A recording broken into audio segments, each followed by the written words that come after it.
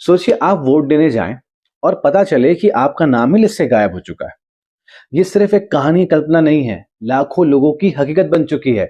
2026 के चुनाव से पहले वेस्ट बंगाल में एक बड़ा फैसला लिया गया कि वोटर लिस्ट को अपडेट किया जाएगा। अपडेट किया गया और जब नई लिस्ट आती है तो करीब 91 लाख नाम गायब थे। इतने नाम कि एक देश की आबादी भी इससे ज्यादा है। सोचिए 91 लाख लोग जिनकी पहचान ही वोट से जुड़ी हुई थी अचानक सिस्टम से बाहर हो गए हैं। ये सब हुआ एक प्रोसेस के तहत, इसका नाम है SIR। इसका मकसद था फर्जी नामों को हटाना, डुप्लीकेट एंट्री खत्म करना और सही वोटर लिस्ट बनाना। लेकिन आंकड़े जो आते हैं वो चौंकाने वाले हैं। कुल 91 लाख नाम हटाए गए, करीब 12% वोटर लिस्ट कम हो गई है और कुछ मामलों में लोगों ने डॉक्यूमेंट्स देने के बाद भी अपने नाम हटे हुए पाते हैं। एक गांव में लोग इतने डर गए कि उन्होंने विरोध शुरू कर दिया, क्योंकि भाई उनके लिए ना वोट सिर्फ अधिकार नहीं है, उनकी पहचान है। सोचिए अगर आपका नाम ही गायब हो जाए तो आपकी आवाज कौन सुनेगा।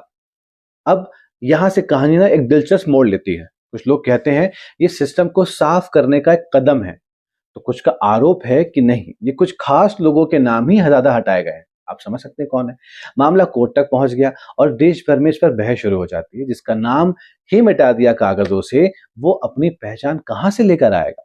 अब सबसे बड़ा सवाल हमारे सामने ये है कि क्या ये सफाई थी या गलती, सुधार था या किसी की आवाज दब गई। अब फैसला ना जनता और सिस्टम को दोनों को मिलकर करना है।